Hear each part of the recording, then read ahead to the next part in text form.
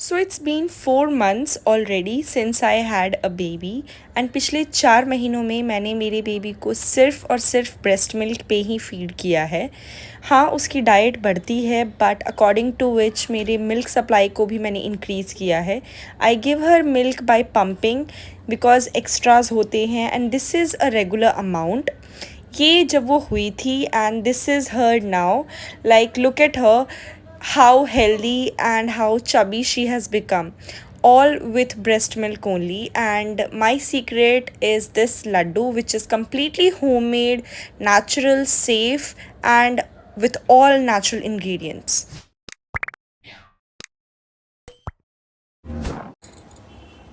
Hey everyone, so welcome back to my channel. My name is Nidhi और आज मैं आप लोगों के साथ शेयर करने वाली हूँ one of the most requested post पार्टम लड्डूज़। मतलब मैं डेली व्लॉग्स जो डालती हूँ उसमें काफ़ी ज़्यादा लोगों ने मुझसे पूछा कि आप वो लड्डू जो खाते हो वेरी फ्रीक्वेंटली वो कैसे बनता है। मैं जब प्रेग्नेंट थी तो भी मैं एक लड्डू खाया करती थी and that was different. And जो मैंने अभी चालू किया है post my delivery, this is different. तो ये पोस्ट पार्टम लड्डूज़ हैं एंड मैं आज आप लोगों के साथ वो शेयर करने वाली हूँ कि उसे कैसे बनाया जाए।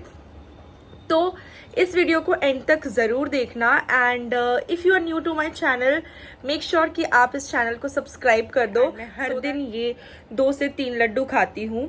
ये लड्डू काफ़ी ज़्यादा अच्छा है to fight all the problems जो आपको पोस्ट डिलीवरी आती है, that is like hair fall, skin का प्रॉब्लम, पेट जो एक्स्ट्रा सैगिनेस होता है उसको अंदर करने के लिए एंड मोस्ट इम्पॉर्टेंटली आपका मिल्क प्रोडक्शन इंक्रीज करने के लिए। तो ये लड्डू अगर आप फ्रीक्वेंटली खाते हैं लाइक दिन में 2 से 3, तो मेरी गारंटी है आपको एक्स्ट्रा कुछ भी नहीं करना पड़ेगा to produce extra milk and आपके बेबी को जितना रिक्वायर्ड है उससे ज़्यादा ही आएगा।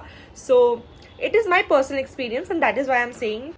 तो चलो मैं आपको बताती हूँ कि ये लड्डू कैसे बनता है एंड इसके लिए क्या क्या चीज़ें लगती हैं। तो इसके लिए चलते हैं मम्मी के पास। Hello. Okay, so talking about ingredients, सबसे पहले हमें लेना है देसी घी। यहाँ पे मैंने घर का बनाया देसी घी लिया है। इनके अलावा तिखुर का आटा जिसे हम अरारोट पाउडर भी कहते हैं।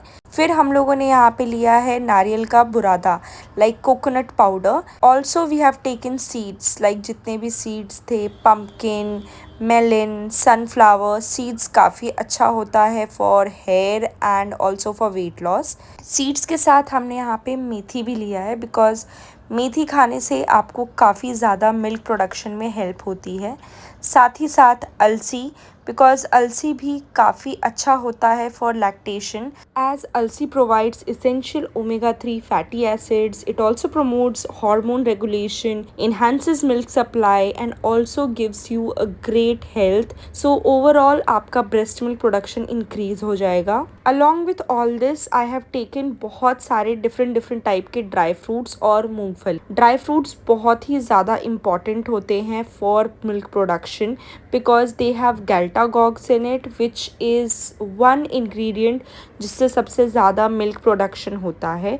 साथ ही यहाँ पे हमने जिंजर पाउडर यानी कि अदरक का पाउडर भी लिया है। इसके अलावा हल्दी, किशमिश, साथ ही साथ कुछ 5-6 हरी इलायची, ये सारी चीज़ें हमने यहाँ पे ली है। हमें ये सारी चीज़ें लगेंगी टू मेक दिस लड्डू। हाँ, इंग्रेडिएंट्स थोड़े ज़्यादा है but it is worth.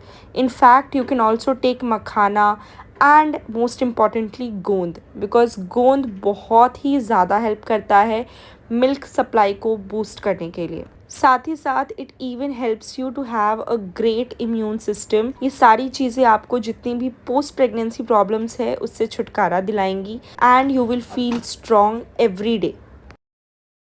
Now एक साफ़ कढ़ाई में हमें यहाँ पे घी डालना है। एज आई सेड हमने देसी घी लिया है और जब कढ़ाई हल्की गर्म हो गई तो उसमें हमने इसे डाल दिया।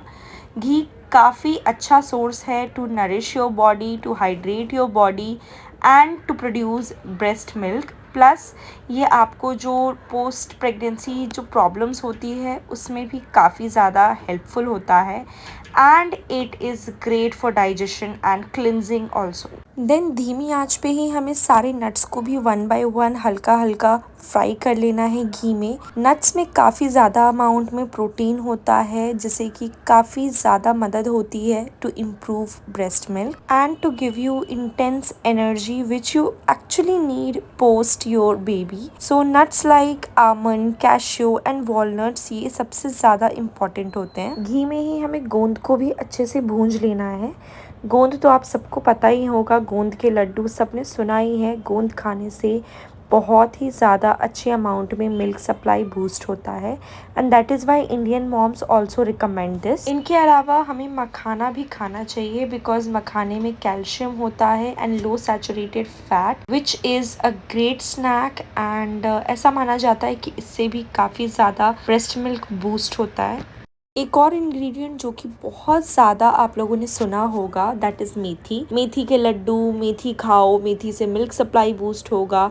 It is actually true because methi is believe to be the most important as it has galactagogue. Galactagogues एक ऐसी फूड की कैटेगरी है जिससे लैक्टेशन इम्प्रूव होता है, plus it also act as a painkiller. That means जो आपको pain होता है बॉडी में, whether you are a C section mother और अ नॉर्मल डिलीवरी मदर, आपकी बॉडी में जो चेंजेस आए हैं और जैसे आपकी बॉडी को रिवाइव होने के लिए जो चीजें चाहिए वो सब आपको मेथी से मिल जाएगा। इसके अलावा अलसी, वो भी काफी इन सब चीजों में आपकी हेल्प करता है। आई हैव ऑल्सो टेकन पिस्ता एंड अखरोट, इन्हें भी मैंने हल्का सा फ्राई कर लिया है। किशमिश को बस कुछ सेकंड्स के लिए ही फ्राई करें बिकॉज अदरवाइज वो जलने लगता है, तो फटाफट उसे फ्राई करके हमें हटा लेना है साइड में। इसके अलावा हमें काफी सारे सीड्स भी चाहिए। मैंने यहाँ पे pumpkin, melon and sunflower seeds को हल्का सा रोस्ट किया है घी में, काफी थोड़े से घी में। हालांकि इन सब में काफी हाई अमाउंट में आयरन, प्रोटीन और फाइबर होता है,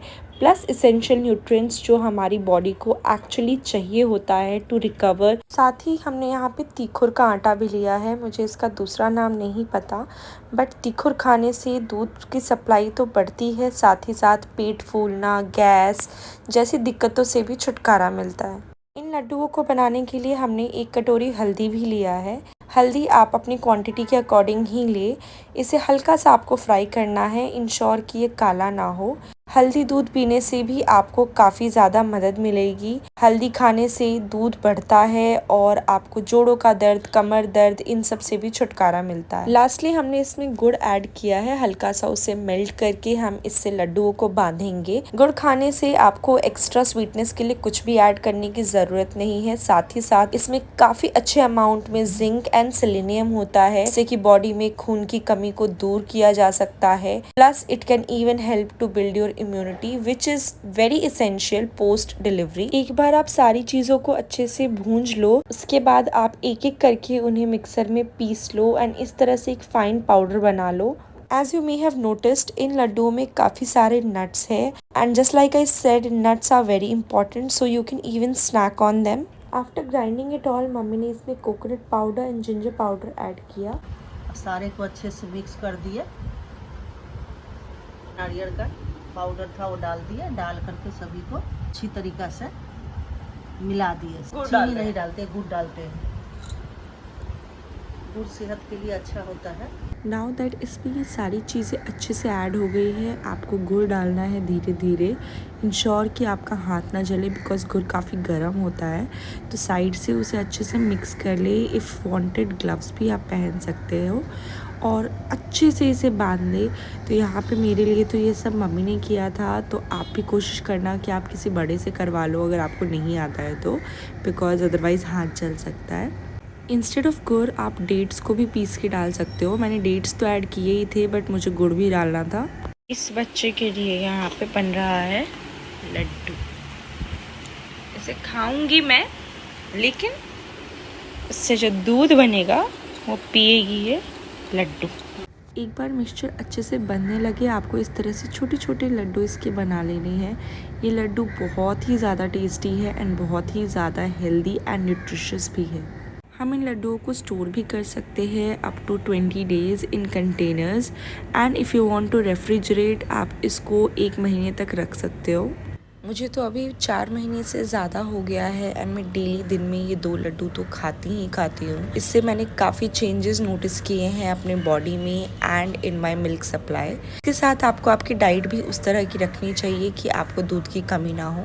इंश्योर कि आप अपनी डाइट में मेथी, पालक, हरी सब्जियाँ, अदरक, लहसुन, ओटमील, नट्स, बार्ली, गाजर, कच्चा पपीता, तिल, इन सब चीज़ों को ज़्यादा खा रहे हो बिकॉज ये मिल्क प्रोडक्शन के लिए बहुत हेल्पफुल होते हैं। ये यहाँ पे बना रहे हैं लड्डू, ये मम्मी बना रही है और क्योंकि मेरे घर में भी लक्ष्मी आई है इसलिए लड्डू बन रहे हैं।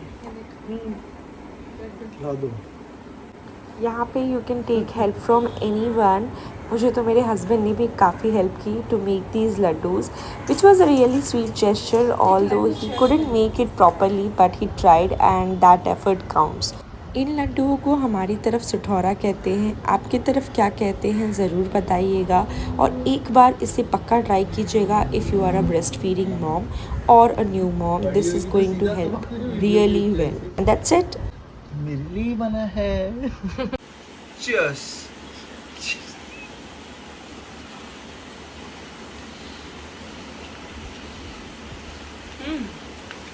मस्त बढ़िया बना है। इसके हिस्से का भी मैंने खा लिया।